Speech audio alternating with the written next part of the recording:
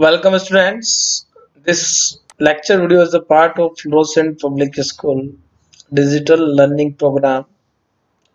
Today we continue our chapter 3rd, that is periodic classification of element. आज अपने 3 chapter पूरे हो चुके हैं. First chapter is some basic concept of chemistry, second one is atomic structure और तीसरा आपका हो गया है periodic classification of elements. जिन स्टूडेंट्स ने क्लासेस मिस करी है वो सारे जो है वीडियो लेक्चर जो है यूट्यूब चैनल पर अपलोडेड है, आप वहां से जाके देख लें. अगर कोई रह गया है, कोई पार्ट, किसी के नोट्स जो है कंप्लीटली प्रिपेयर नहीं हुए हैं तो आप वहां से उसे कंप्लीट कर सकते हैं. अगर आपको कोई डाउट है, कोई टॉपिक डबल पढ़ना है तो आप उसे कमेंट सेक्शन में आप उसे लिख सकते हैं. ठीक है, so let we start.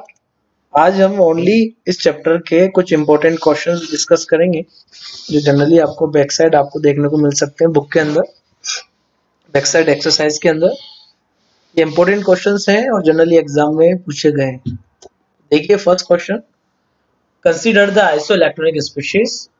Examiner also already tell us that these ions are isoelectronic and you have to arrange them in increasing order of their ionic radii. तो आइसोइलेक्ट्रॉनिक स्पीशीज के बारे में अपन लास्ट लेक्चर वीडियो में बात कर चुके हैं कि isoelectronic species are those species which are having same number of electrons, जिनके पास नंबर ऑफ इलेक्ट्रॉन कैसे हो, समान हो, एक जैसे हो. जैसे कि sodium plus, magnesium 2 plus, F negative and oxide ion, इन सभी के पास बराबर क्वांटिटी के इलेक्ट्रॉन्स हैं. रो है आपके 10 electron, 10 electrons in each ionic species. कैसे इलेक्ट्रॉन्स काउंट करते हैं, बहुत सारे स्टूडेंट्स को यहाँ पर प्रॉब्लम होगी, तो मैं आपको यहाँ एक काउंट करके बताता हूँ. सोडियम प्लस के अंदर देखिए, यहाँ पर सोडियम का एटॉमिक नंबर जो है वो 11 होता है और उसमें से आप एक इलेक्ट्रॉन क्या करते हैं, सब्सट्रैक्ट करते हैं. एक इलेक्ट्रॉन क्यों? बिकॉज सोडियम पॉजिटिव चार्ज, जो पॉजिटिव चार्ज है सोडियम के ऊपर वो एक ही है. आपको पता है कि आयनिक स्पीशीज जो है इलेक्ट्रॉन के लूज होने से और गेन होने से बनती है. और जैसे जब भी कोई whenever a species loses electron it always acquire positive charge, and whenever a species gain electrons they acquire negative charge. Okay, and the magnitude of negative or positive charge increases as the number of electron that loses or gain during the change. तो अब यहाँ देखिए sodium ने एक electron lose किया है, इसी वजह से इस पे कौन सा चार्ज आया है, positive charge. Now the remaining amount of number of electrons that actually acquired by this sodium positive ion species, that is 10 electron. As similar, magnesium का यहाँ पर जो है एटॉमिक नंबर 12 है और जब ये 2 इलेक्ट्रॉन लूज कर लेगा तो इसके पास जो रिमेनिंग अमाउंट ऑफ इलेक्ट्रॉन्स हैं वो भी 10 होंगे. और इनका एटॉमिक नंबर जो है यहाँ पर 9 है और जब ये इलेक्ट्रॉन गेन कर लेगा तो इसके पास टोटल हो जाएंगे 10 इलेक्ट्रॉन्स. इसी प्रकार ऑक्सीजन का जो एटॉमिक नंबर है वो 8 है और जब ये 2 इलेक्ट्रॉन गेन कर लेगा तो इसके पास जो है टोटल नंबर ऑफ इलेक्ट्रॉन जो काउंट में आएंगे that are 10 electrons. So if all are having same number of electron then they are called isoelectronic species.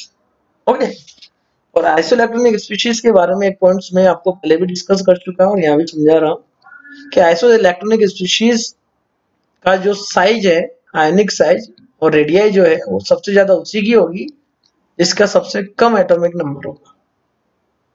ऐसा क्यों? क्योंकि एटॉमिक नंबर जितना कम होता है उतना ही कम आपका जेड इफेक्टिव होता है. Okay, let we see. As the atomic number increases, as the atomic number increases then atomic radii get decreases. ऐसा क्यों हुआ है? क्योंकि एटॉमिक नंबर जो है वो डायरेक्टली प्रोपोर्शनल है इफेक्टिव न्यूक्लियर चार्ज के. इफेक्टिव न्यूक्लियर चार्ज को आप ऐसे समझिए कि इफेक्टिव न्यूक्लियर चार्ज वो अट्रैक्टिव फोर्स है जो कौन ऑफर करता है, न्यूक्लियस। और जब न्यूक्लियस जो है किसी इलेक्ट्रॉन को अपनी तरफ खींच रहा है, अट्रैक्ट कर रहा है, तो इलेक्ट्रॉन पास आने से उसकी जो शेल की जो रेडियाई है वो भी कम हो जाएगी, यानी कि एटम कॉन्स्ट्रिक्ट हो जाए और छोटा हो जाए। तो atomic radii get decreases as increase the atomic number. Atomic number बढ़ाने से जेड इफेक्टिव बढ़ेगा। जेड इफेक्टिव बनने से जो अट्रैक्शन है न्यूक्लियस का इलेक्ट्रॉन के प्रति वो बढ़ेगा, उससे एटॉमिक साइज क्या हो जाएगी, कम हो जाएगी।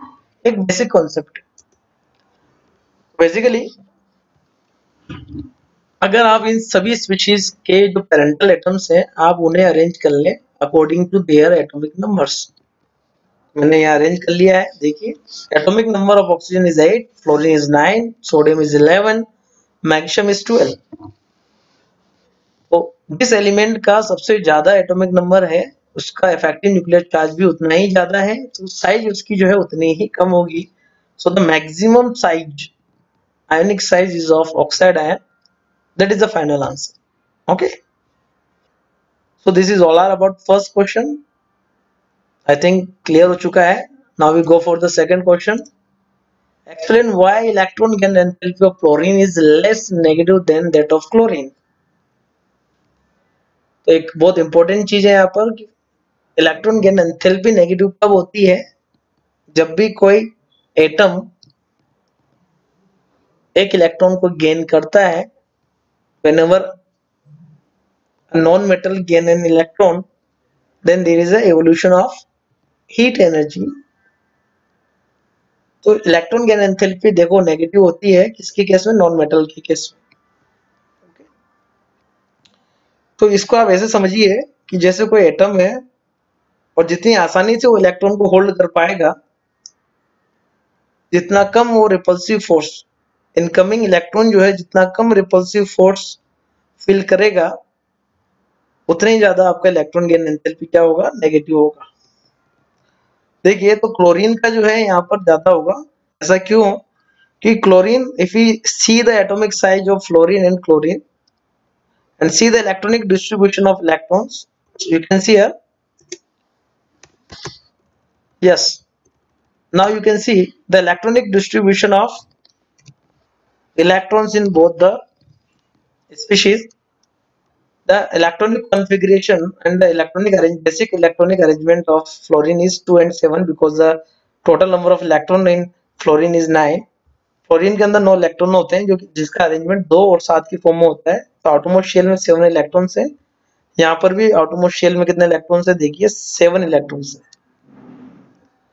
और चूंकि साइज फ्लोरीन का छोटा होता है because of due to small size.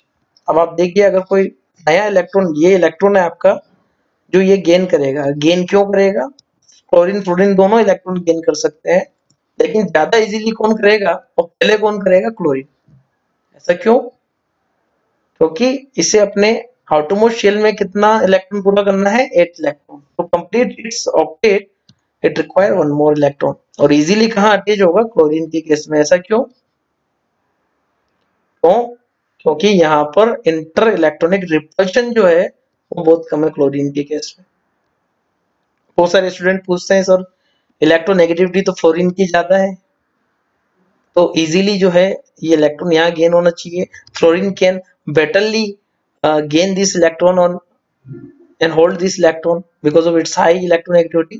और बेटा इलेक्ट्रोनेगेटिविटी जो है वो ओवरकम हो जाती है, वो फैक्टर ओवरकम हो जाता है किससे, एटॉमिक साइज से। ऐसा क्यों कि इलेक्ट्रॉन पर लगने वाला अट्रैक्टिव फोर्स तो बाद में है, और उससे पहले ये जो इलेक्ट्रॉन का जो कर्नल है 7 इलेक्ट्रॉन जो यहाँ पर है वो उसे पहले रिपेल कर रहे हैं, इसे यहाँ पहुंचने ही नहीं देंगे। ओके,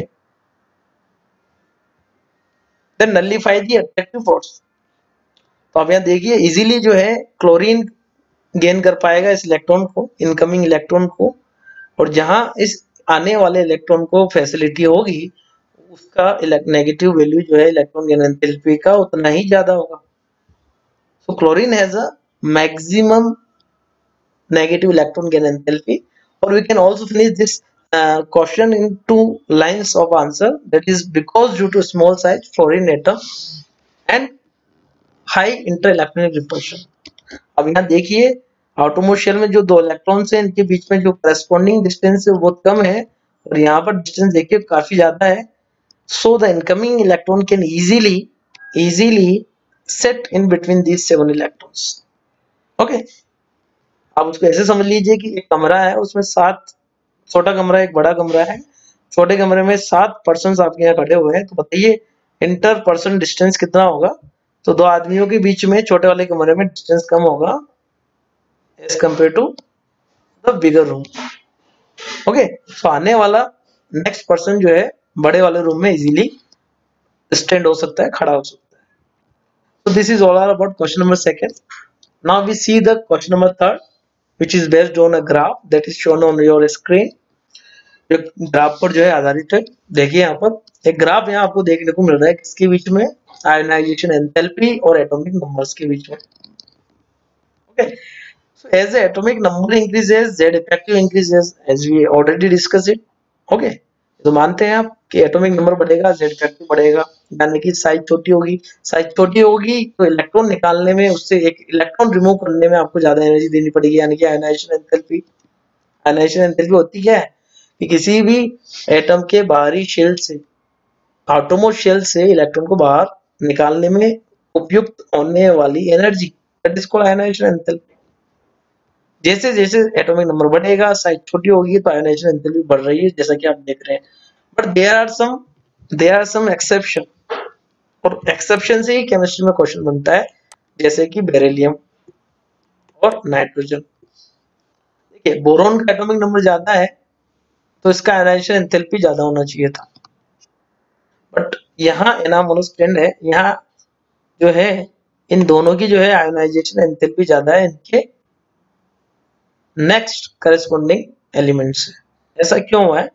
वही लॉजिक आप यहाँ पर, वही क्वेश्चंस बन चुके हैं. The first question is ionisation enthalpy of nitrogen is greater than oxygen and ionization enthalpy of beryllium is greater than boron. तो आज वही डिस्कस करते हैं. देखिए तो ध्यान से क्या रीजन है इसका. Due to half filled configuration of nitrogen. तो पहले क्वेश्चन का आंसर आ चुका है. क्या आंसर आया? Due to half filled configuration of nitrogen. Half filled or fully filled configuration are considered to be more stable configuration that we discuss in our chapter 2, that is atomic structure, and in topic that is electronic distribution of electron in the shell or subshell.